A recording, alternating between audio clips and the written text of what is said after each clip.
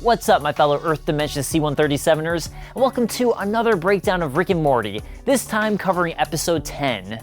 In this episode, we learn about the Citadel of Ricks, and get another example of just how expansive the dimensions of Rick and Morty are. Not only that, but it's the first episode we get to see evil Morty. Hey guys, I'm Dave Klein, and let's chat about close Rick counters of the Rick kind. But first, make sure to subscribe to GameSpot Universe for more on TV shows such as Rick and Morty, Season 2 of Legion, and Westworld.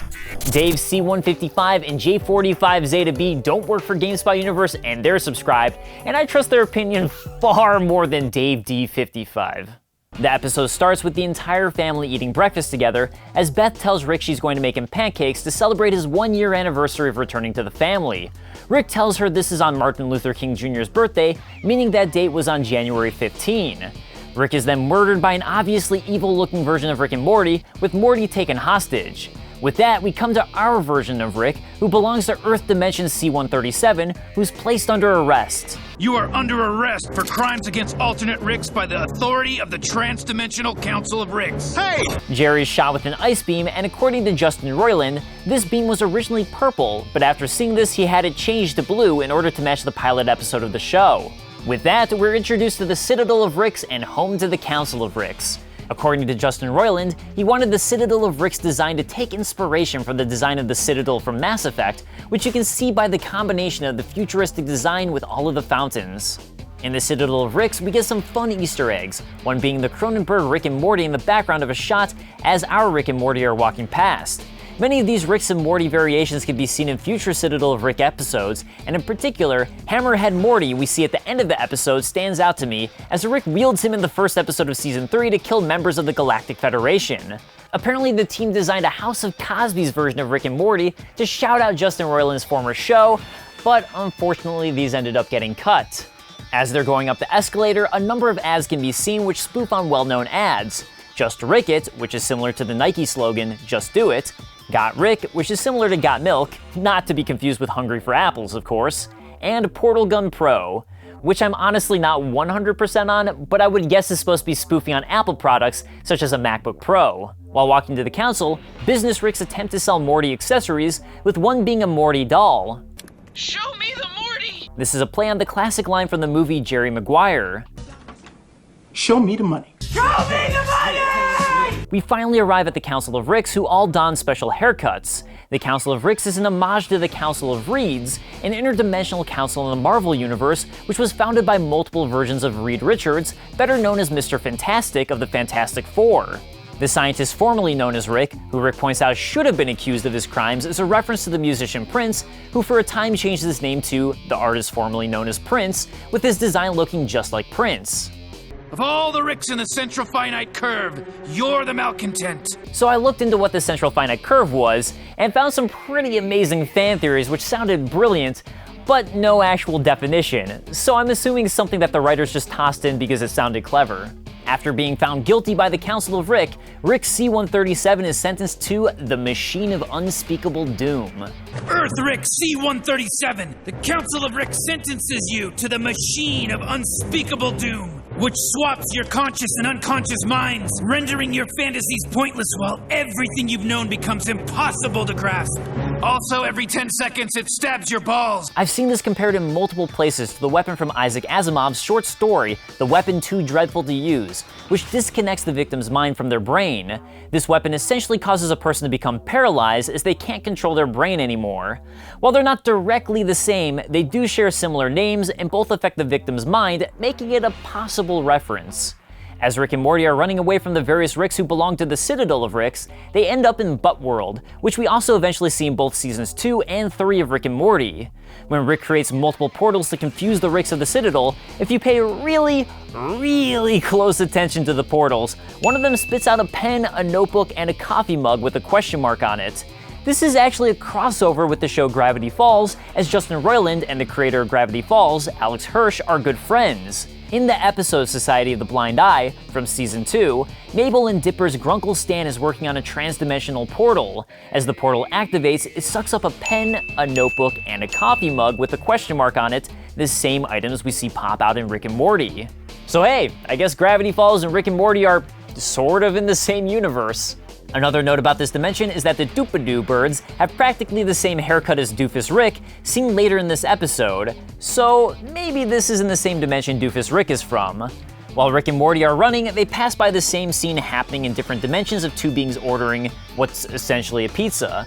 The first pizza we hear is voiced by Tom Kenny, who played SpongeBob SquarePants and has had several VO roles on Rick and Morty. Meanwhile, the second pizza is voiced by Ryan Ridley, co-producer and co-writer of Rick and Morty. He also voices the aliens we see later in the episode. In the sofa dimension Rick and Morty finally end up in, where phones are food, if you pay attention, bottles are also replaced by cars. The homeless sofa drinking booze, who's now seen it all, is drinking out of a dump truck with several cars scattered on the ground. Meanwhile, a bus passes by, which is actually a giant bottle. On top of that, within the bus, we can see the guy with wacky hair and striped overalls, who shows up in many prior and future episodes as a background character.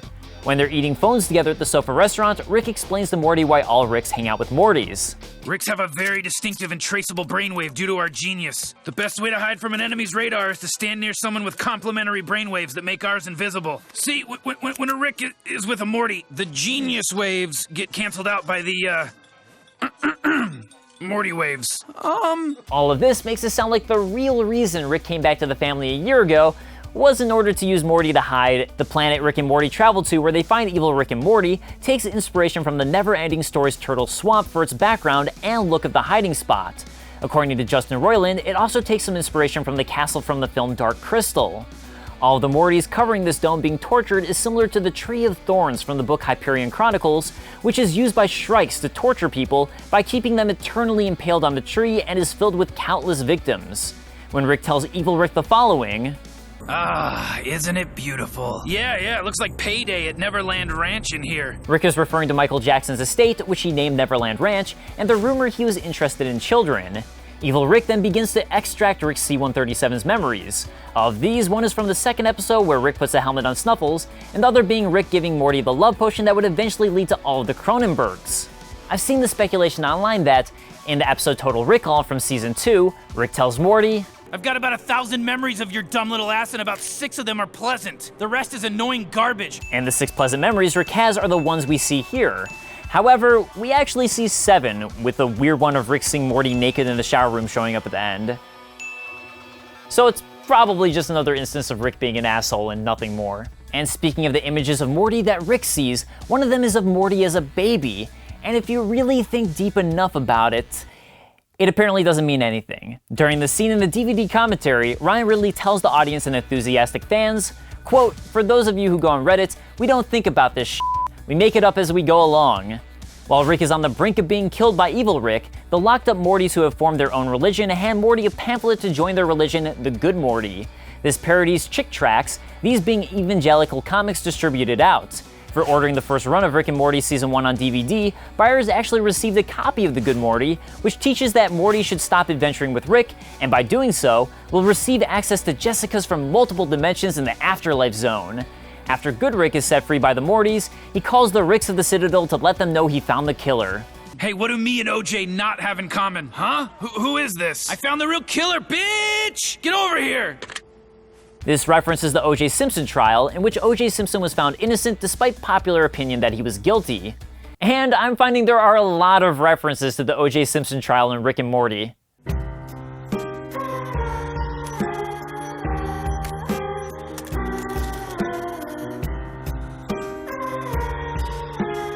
The song that plays when it's revealed that evil Morty has been controlling Rick is For the Damaged Coda by Blonde Redhead.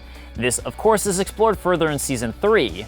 As far as the B-plot goes, Jerry finally meets a Rick who's nice to him, Doofus Rick. "I'm not Doofus Rick. I'm Rick J19 Zeta 7. Oh, is that the timeline where everybody eats poop? Jerry, you know this guy eats poop, right? Hey, I don't eat poop. You guys are always so mean to me." Justin Roiland confirms in the commentary that Doofus Rick does, in fact, not eat poop. And the whole team regretted having the food that Doofus Rick makes with Jerry be brownies, as people drew connections to that in Doofus Rick as it looks kind of like poop. Doofus Rick tells Jerry he was given an Eric Stoltz Mask Morty. "Just as much as my Morty's a Morty." Hey, he looks a lot like Eric Stoltz from the movie Mask. You know, the one with Cher in it? That's right, Jerry. He's from a reality where everyone is Eric Stoltz mask people. He's Eric Stoltz Mask Morty. And just for visual reference, this is what Eric Stoltz in the movie Mask looked like, which was a biographical movie about a child with craniodiaphyseal dysplasia. I did my best with the pronunciation. An extremely rare disease that causes calcium to build up in the skull, disfiguring a person's face. After the end credits, we finally get to see Rick's room. If you pay attention to the pictures on the wall, you can spot Abradolf Linkler, first seen here in episode early, Mr. Meeseeks, Dr. Xenon Bloom, and a Zygerion. And finally, before I wrap up, I'd be remiss if I didn't mention the title of the episode, Close Encounters of the Rick Kind, is a reference to the Steven Spielberg film, Close Encounters of the Third Kind, although outside of the title, they're pretty different. Also, on a fun note, a Rick and Morty deck builder game titled Rick and Morty Close Encounters of the Rick Kind deck building game was created based off of this episode, with each player controlling a different version of Rick. And while I haven't personally played this game, as a general fan of deck building games, I thought it was worth mentioning. But that wraps up this breakdown of Rick and Morty. Thank you guys so much for watching, and since you keep on asking, Buddy's actually moved on and currently doesn't work here. But that said, if you miss him, I'm sure he'd love to hear from you guys, so hey, why not follow him on Twitter and tweet out at him? But I hope you guys enjoyed this breakdown, and hey, why not come join me next week for more Rick and Morty? Thank you guys so much for watching, and I'll see you next time. Later guys, peace!